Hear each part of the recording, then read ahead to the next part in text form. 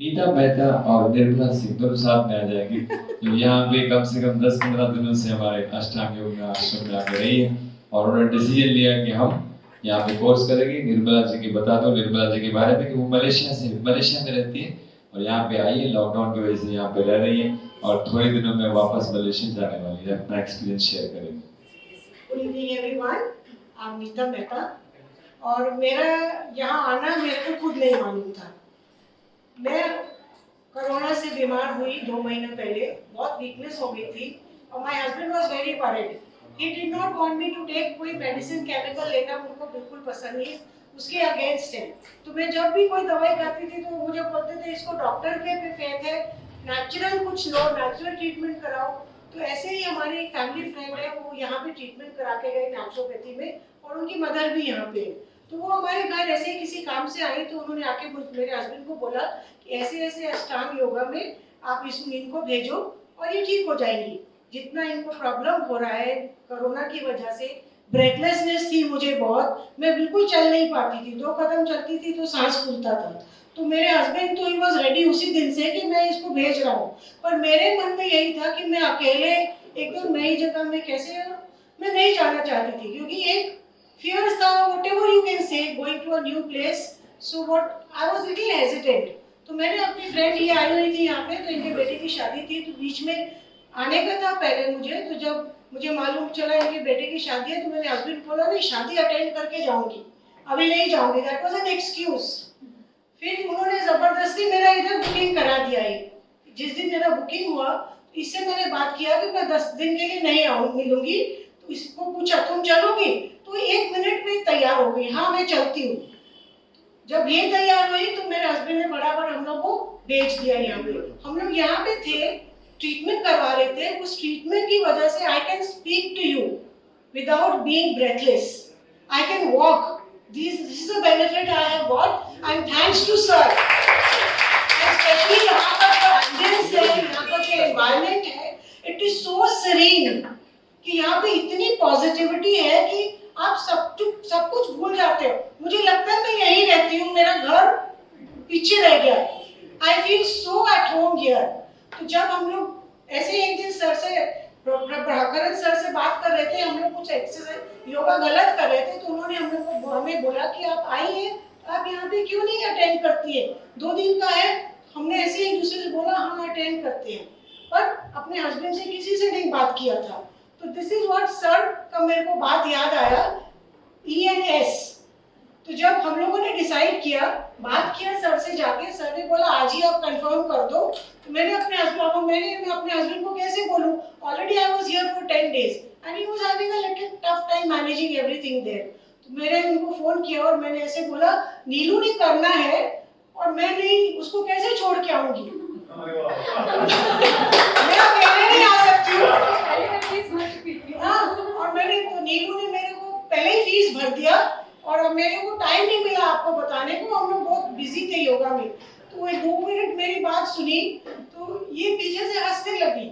तो उन्होंने बोला मैं समझ गया तुम्हारी कहानी, तुम जो कहानी बना रही हो, तुमको रुकना है तो रुको। But this is how I tried to use that ENS formula what sir was, that came into my thought at that time कि ये this is how I can manage my life. ES जैसे sir ने बोला IES है, मेरे भी family में I have difference of opinions, I have a very different concept to life. My husband has a very different. We have a lot of clashes on it. He is more into naturopathy and I have a very, we are opposite to each other. But now I know how I can lead my life in a very happy, blissful way. और जो हमने यहाँ पे योगा में सीखा, मुझे गुस्सा बहुत आता था। मेरे को तो बेटा भी बोलता था आप कभी शांत हो गए, आपको तो हर चीज में गुस्सा चढ़ता है। And then I used to tell him, I am like that, I can't do anything. अब यहाँ आके मुझे समझ आया कि why I am like that. मेरा E is so big कि मैं किसी को ही मुझे कुछ बोल दे and tak like a gunshot I start. अब मुझे समझ आया कि हाँ मेरा E इतना बड़ा है कि मुझे कोई कुछ बोल दे और मैं उसको बर्दाश्त नहीं करती थी। और फिर मैं अपने आप को बोलती थी सबको, I am a very calm person, I give a very calm picture, but inside me there was lot of lava which used to burst थोड़े टाइम के बाद. So now I know how I can live my life, and really it has helped me to understand my life, my aim to life, what I require. मैं बहुत ढूंढती थी कि मैं कैसे गुस्से को शांत करूं. थोड़ी देर चुप रहती थी, दूसरी तरफ जाती थी, फिर उसी रूम में वापस आके वापस I used to answer and finish throughout all and then go in. But now I know, yes, life is here not to spend it like that. There is a purpose to my life. How I can make it beneficial. My aim ये है कि spread laughter, and people who are here must have seen how both of us giggle on anything and everything. So that is what we have. This is one way of throwing out all that muck is there inside us. कि हम उसको हंस के निकाल दें. That is what now I can practice even in a better way. ताकि हम जो हमारे पर्पस है हम अंडरस्टैंड करें. हाँ, I love eating. I'm a diabetic और मुझे कोई गुलाब जामुन दिख जाए, my eyes start popping out. True. I'm crazy over sweets. नहीं कुछ होता तो पूरी खा लेती हूँ घर में. नहीं है तो बना के रख देती हूँ.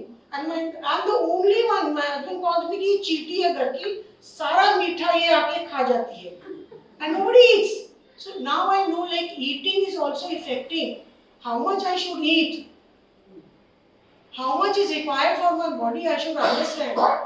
So there are so many things which I've learned and gathered it. It's all stored here, which gradually will come out, and I would love to learn and practice it in my life throughout my life. And thank you everyone. And thank you sir. It was all because of both of you and all the staff here who has been so helpful, so cordial. We are going back with a wonderful experience, and I would love to come back here again. When she comes back.